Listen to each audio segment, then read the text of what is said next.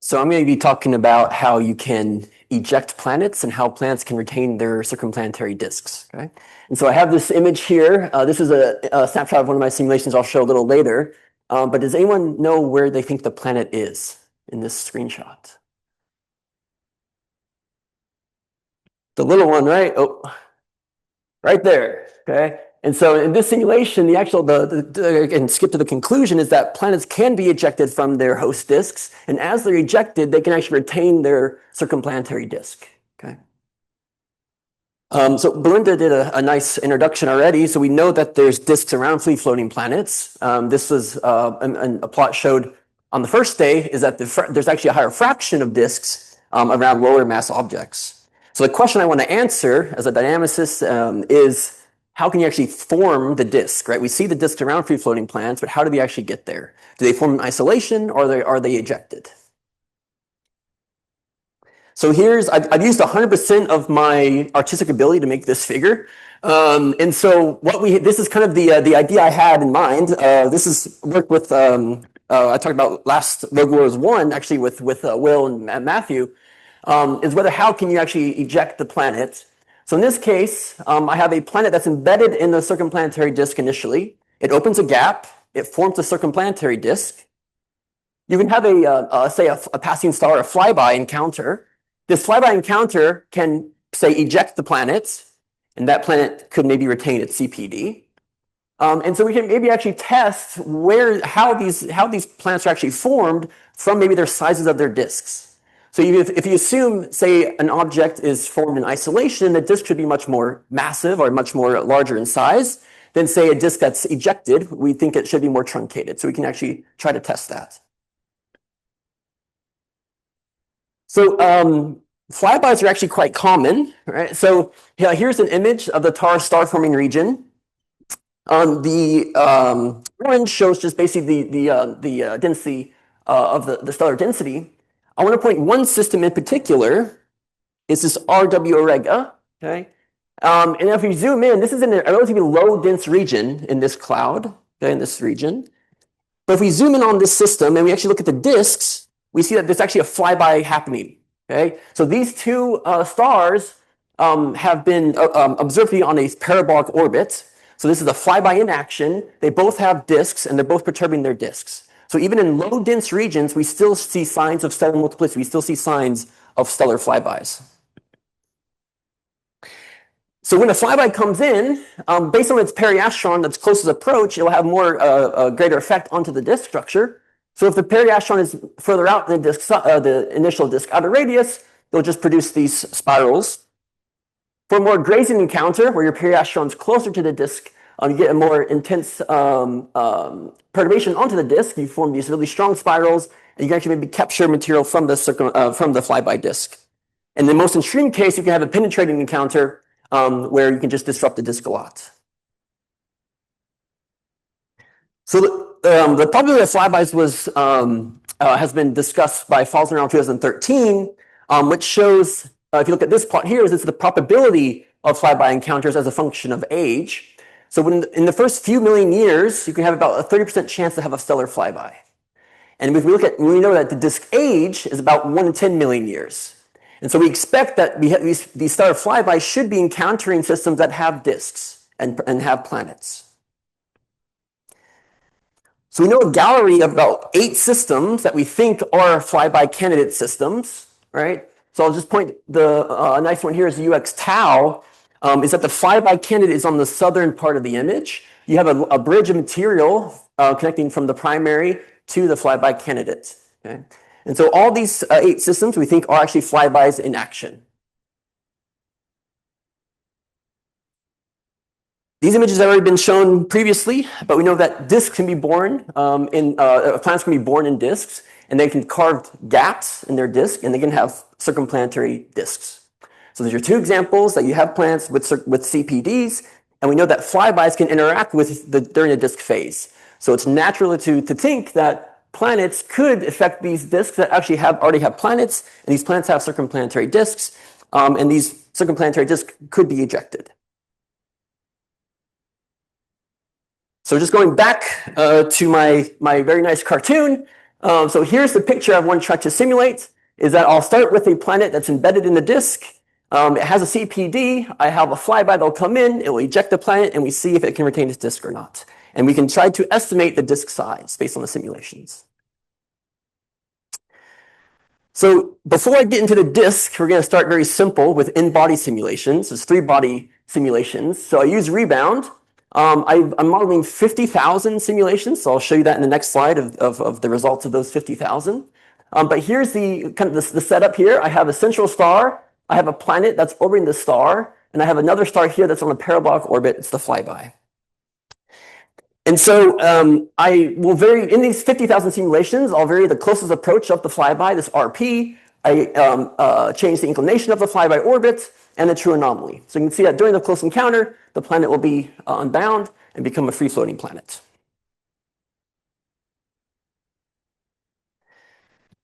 So here is the results for 40,000 simulations. So each panel here is a total of 10,000 simulations. What you're seeing here on the y-axis is the inclination of the flyby, and then on the x-axis is the closest approach of the flyby orbit. And so I'm looking at what happens, what's the outcome of the planet. Okay?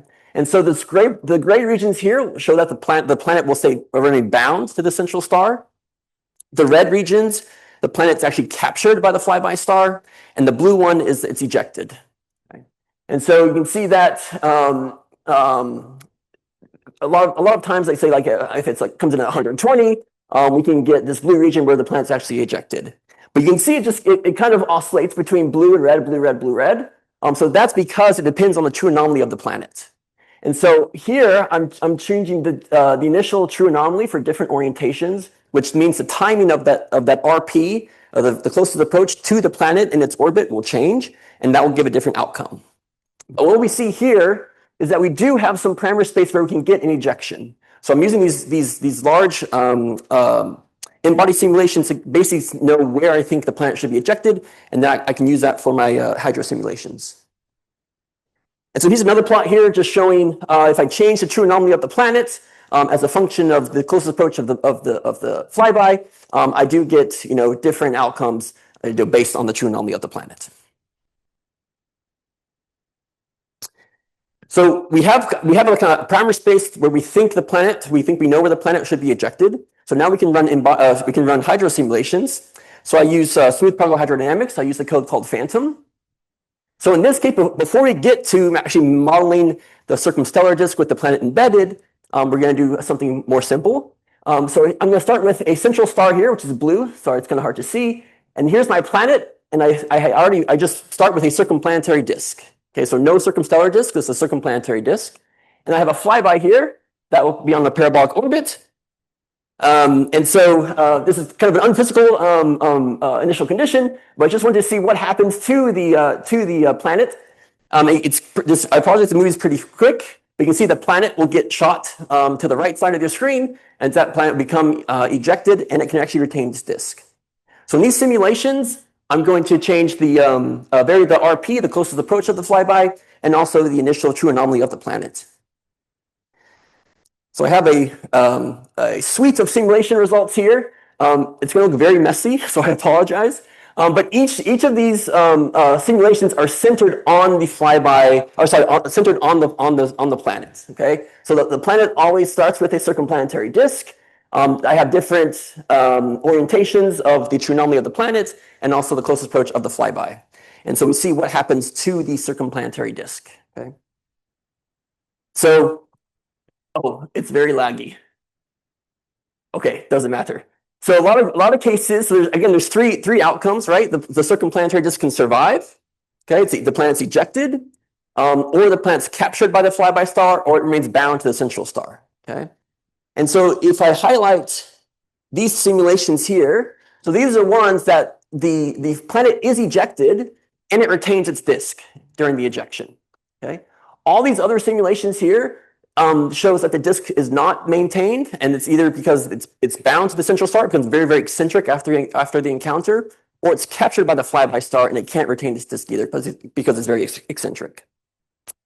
What's interesting, what I'm finding for these preliminary results, is that whenever the planet's ejected, it always retains its disk.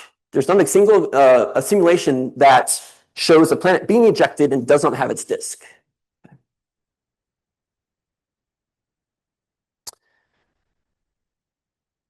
So we want to try and look at the disk size or estimate the disk size. In these simulations, it's quite hard because they're gas-only simulations. Okay, and so if I just play this one, if you look at this disk as it's ejected, the disk actually will grow in size because it's gas, it's viscous, it expands.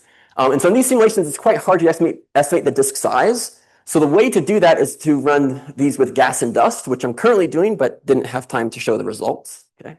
But here's an example of what's happening with the gas disk. So this is the surface density profile. The blue is the initial profile of the CPD. And this is the profile at T final. And you can see it's much more expanded just because it's expanding outward because it's viscous. So if we're able to rerun these simulations with gas and dust, we should be able to see that the dust stays truncated. The dust won't expand like the gas. And that way we can maybe get a better sense of how truncated these disks are as they're ejected.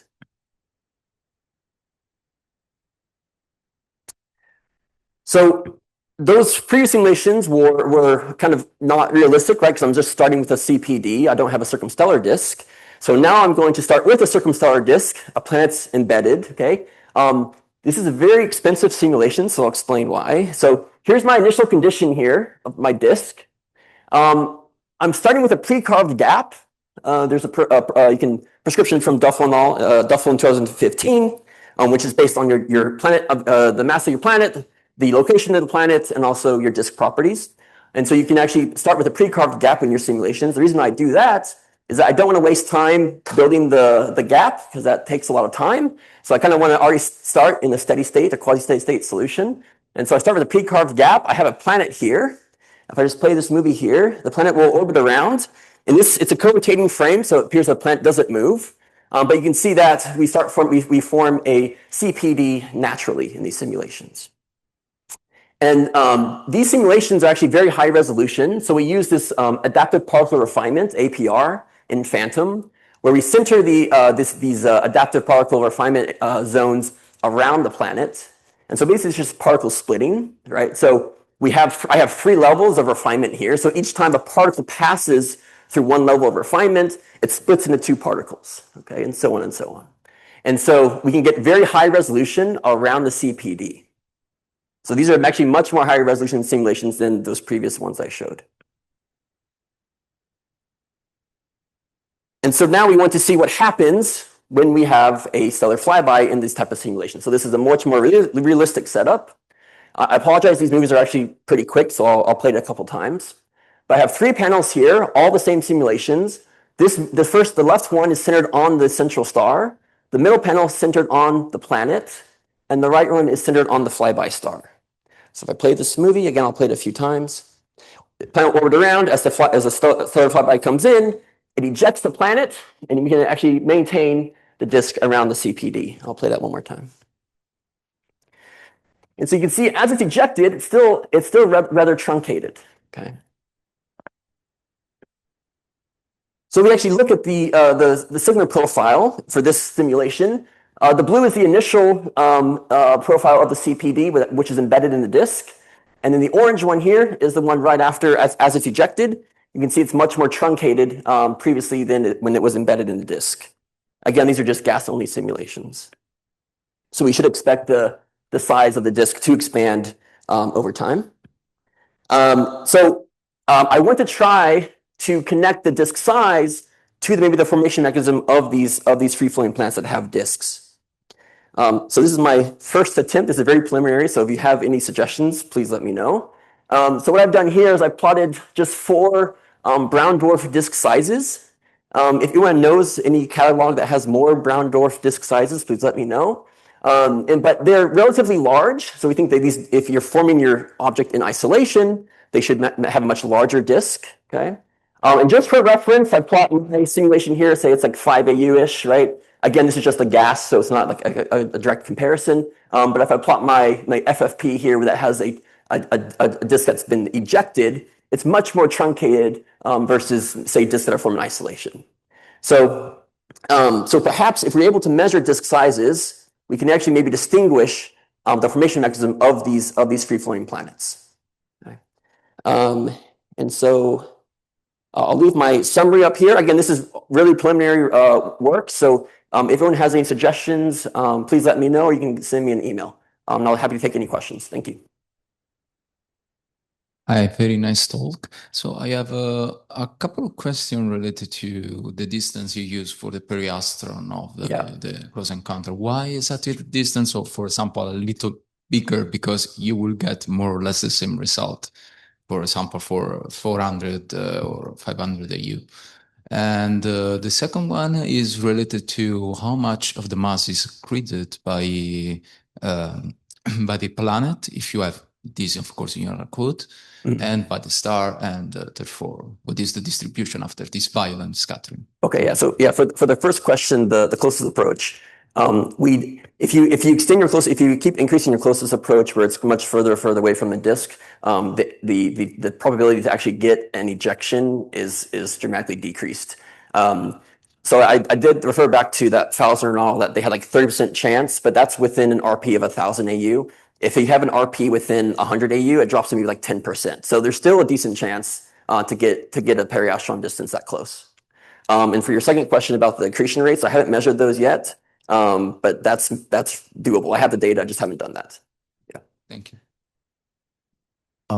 First, I want to say that I'm quite familiar how expensive those computations are. Congratulations. This was absolutely beautiful.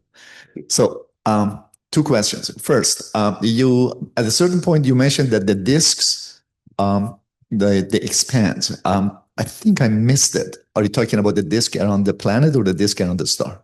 The disk around the planet. The CPD will expand just because it's viscous. And in those simulations I showed that you just start with the CPD, those are relatively low resolution. So in SPH, if you have low resolution, you have a higher viscosity, higher alpha, and the disk will expand rapidly. Okay, so you have that expansion, but then in one of the last slides, you also talk about truncation right there. Yeah. So that's what threw me off. So yeah. So I was just trying to make some correlation between the truncation and maybe to observations. Again, I agree that this is not a good way to do it, but in this case, this simulation, this one here, this is much more high resolution. So the CPD itself is much more resolved than those other ones I showed. And the disk spreading will be happening on a very, very longer time scale because the disk is more resolved. We have a lower viscosity in the disk. Yeah.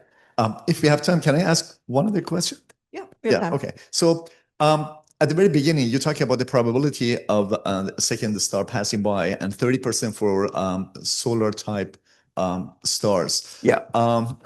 Okay. So the time scale of this flyby, it has to be at the time that planet formation started and the planet has accreted. Okay. So could you comment on that? Yeah. I mean, if you look at, this is the age of the system here. And so, within a few million years, you can get a 30% chance to have an encounter. I mean, we think the disk ages are 1 to 10 million years. The disk should still be around. The planet maybe should still, be already formed and carving the gap and have a CPD in that case. Yeah. But as you increase your age, right, you can see the probability just goes down. It's harder. One more quick question. I think Sean has. Thanks. Cool talk, and I love your animation. Actually, in the animation where you have the flyby, I noticed that the flyby star doesn't have a disk, but then it kind of grabs onto some material from the disk around the star. What would happen if the flyby star had its own disk? Do you think that would have any possibility of giving some of its material to the planet too? Yeah, that's a good point. I never thought about that, but that would be easy to kind of set up. Yeah, it could maybe supply more mass to the CPD as it's ejected. But if I have time just to yeah, okay. So every time it's ejected, planet's ejected, the planet is actually pretty far from the flyby itself, right? So if you can see here, it starts to be ejected here. So the distance from the planet to the flyby is quite large. If it's smaller, then it won't be ejected, it's usually captured. So I'm not sure if it can still supply mass that far distance or not. Yeah, but I can test that. Lots of great questions. I encourage you to find Jeremy after if you have any remaining, and we'll give him one last round of applause. Thank you.